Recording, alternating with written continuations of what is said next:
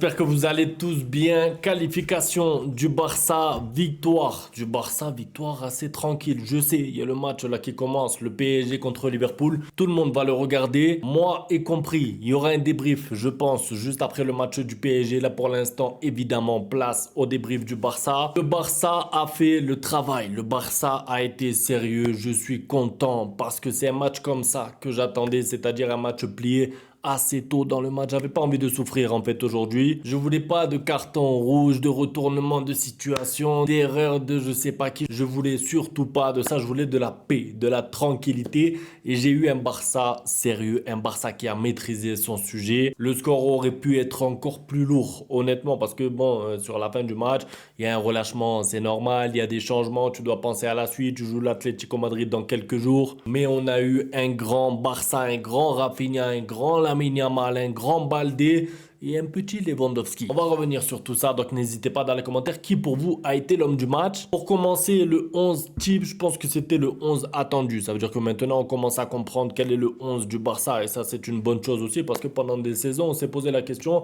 c'est quoi le 11? C'était qui le 11 titulaire du Barça? Là, on n'a plus cette question à se poser. On savait exactement quel 11 on allait voir aujourd'hui. En plus, bon, Koubarsi était suspendu, vous le savez. Content de voir que le Barça a fait une bonne entame de match. Enfin, ça veut dire que ça faisait quoi? 4, 5, 6 matchs d'affilée que le Barça souffrait sur les 4-5 premières minutes. Là, c'était un Barça sérieux. Le seul moment du match où le Barça a manqué de sérieux pour moi, c'est quand ils ouvrent le score et une minute après, même pas 1 minute 20, 45 secondes après, il y a l'égalisation. Ça veut dire que j'ai à peine le temps de poster le but sur Twitter. Boum, égalisation, corner, tête, Otamendi, Araujo qui n'est pas au marquage. C'est le seul moment où le Barça a manqué un peu de sérieux. Tout le reste, ça a été très professionnel. J'aimerais commencer par parler évidemment de la performance de Lamine Yamal parce que, encore une fois, vous n'avez pas appris. Vous l'avez critiqué parce qu'il a raté 2 matchs d'affilée. Comment est-ce que vous vous sentez maintenant quand vous voyez des performances comme ça en Ligue des Champions, 17 ans alors? C'est vrai que Carreras, c'est ça je l'avais dit dans l'avant-match, Carreras n'est pas là. Lamine Yamal aura plus de champ libre. Il pourra un peu plus profiter parce que Carreras est un très bon défenseur. Il était suspendu. Il fallait en profiter et Lamine Yamal l'a fait. Il nous a offert des actions de classe. Des actions qui me font me lever de ma chaise. Franchement, sur son but, j'y croyais même pas. Je me suis dit, il peut pas tirer de là. Il est pas fou quand même. Il va faire un centre. Frappe, petit filet, enroulé, magnifique. Juste avant, il est passeur décisif. Je sais, il a un peu de réussite sur sa passe décisive. Mais moi, ce que je retiens, c'est pas la passe décisive, c'est le crochet. Juste avant, il fait un crochet. Même moi, il m'a feinté. J'étais devant la télé. Je pensais qu'il allait tirer, honnêtement. Crochet, le défenseur tombe. Ensuite, il peut avancer. Il a un peu de réussite sur la passe décisive parce que je pense que c'était un tir. Mais je me régale à le voir jouer. C'est-à-dire que sur chaque prise de balle, je me dis, il peut se passer quelque chose. Alors, encore une fois, aujourd'hui, il y en a qui vont sortir des statistiques de Lamine Yamal, il a perdu 11 ou 12 ballons ou 14, je m'en fous en fait, parce que le nombre d'actions où il me procure de l'émotion, où il déséquilibre le bloc adverse, où il crée des différences, tout ça, c'est pas donné à n'importe quel joueur et ça vaut bien 10, 12 ou 16 ballons perdus, je m'en fous. D'ailleurs, une statistique, Lamine Yamal, c'est la première fois qu'un joueur de son âge, donc 17 ans, est buteur plus passeur au cours du même match de Ligue des Champions. Vous savez pourquoi je suis content aussi? Parce que bon, les médias là en Espagne, oui, il a pas marqué depuis 100 jours, depuis 112 jours, depuis 116 jours en Liga. Lamine Yamal leur avait répondu, si je marque en Ligue des Champions, c'est que j'aide mon équipe, tout est bon. Et au final, regardez la performance qu'il nous fait aujourd'hui, buteur, passeur, des talonnades. À un moment, il fait une action, il fait une talonnade pour Koundé qui est dans la course, il l'a vu derrière lui, ensuite Koundé la remet, malheureusement, je crois que c'est De Jong qui tire juste à côté. L'action était trop belle, mais en fait, il y a tout eu dans le match de Lamine Yamal. Il y a eu de l'altruisme, il a fait des passes, il a cherché ses coéquipiers, il a marqué un but décisif parce que, on va pas se mentir aussi, à 1-1, moi j'étais quand même confiant parce que je voyais que le Barça était supérieur, mais tu marques pas. Ça veut dire que tu es supérieur. On en a vu des enseignements à Liverpool, là-bas, contre le PSG, on a vu l'Atlético Madrid. Quand tu as des occasions et que tu marques pas, Lewandowski qui tire sur le gardien qui rate, il fallait ce deuxième but. Donc Lamine Yamal qui marque ce but en dehors de la surface, c'est magnifique. C'est un beau but, mais en plus, c'est un but qui compte. C'est un but important. C'est pas le 5e ou le 6e but du match. Il y a 1-1 à ce moment-là. T'es pas à l'abri. Le match, la qualif est ouverte à ce moment-là. Lamine Yamal, masterclass. Vraiment très content pour lui. Et en fait, ce type de match, moi, j'espère vraiment qu'il va servir à ceux qui le critiquent de temps en temps pour comprendre qu'il se peut qu'il rate des matchs de temps en temps et le pardonner un peu plus facilement quand il rate son match. En fait, je veux dire, c'est pas possible que dès qu'il rate un match, ah, Lamine Yamal, ça y est, il a la grosse tête, ça y est, il a pris le melon, ça y est, il fait plus les efforts. À un moment aussi, il a fait un tacle glissé dans son propre camp pour intercepter un ballon.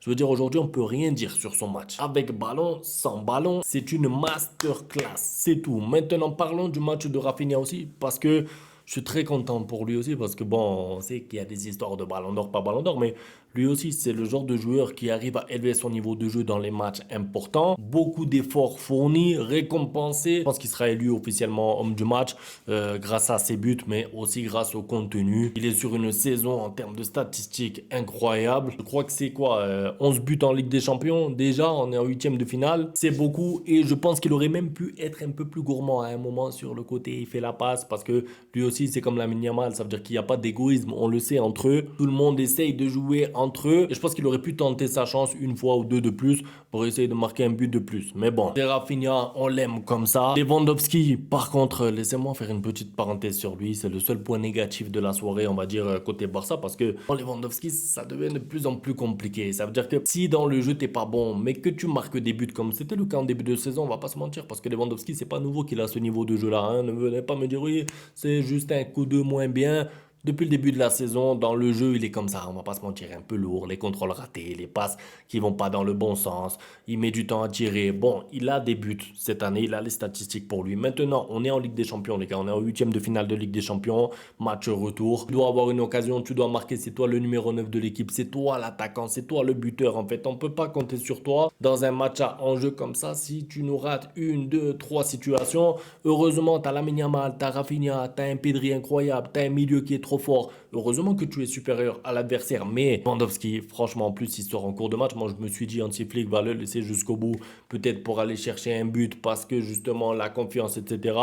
Même pas, il sort en cours de match. 70e minute, il est sorti. Alors, c'est bien pour le repos, pour qu'il soit là contre l'Atlético Madrid, mais son niveau, au bout d'un moment, il va nous gêner. En fait, c'est ça. C'est-à-dire que moi, je me projette sur la suite. Pour l'instant, ça passe. Pour l'instant, tu es tellement supérieur que du coup, même si tu joues son numéro 9, tu as beaucoup de marge, mais quand les matchs vont commencer à être plus compliqués, les quarts de finale, si tu joues Dortmund ou Lille d'ailleurs, petite question, vous préférez quel adversaire, vous, pour le prochain tour? Moi, peu importe, honnêtement. Les demi-finales potentielles, c'est l'Inter ou le Bayern, je veux dire, Lewandowski va devoir faire quelque chose pour retrouver un semblant de niveau correct dans le jeu parce que sur chaque action, en fait, tu vois trop de différence entre lui, Lamine Yamal, Rafinha, Pedri, tout le monde se trouve, tout le monde a des automatismes, sauf Lewandowski. Tu as l'impression que Lewandowski, en fait, sans lui manquer de respect, il vient d'arriver au club. Tu as l'impression qu'il est arrivé là il y a un mois et demi et que du coup, bon, il lui faut de l'adaptation, il faut qu'il apprenne à jouer avec ses coéquipiers, c'est pas normal. Et comme je vous ai dit tout à l'heure, en fait, c'est votre numéro 9. Donc si encore dans le jeu, il est pas très bon, mais qu'il marque un peu à la Luc de Jong et tout, vous vous rappelez,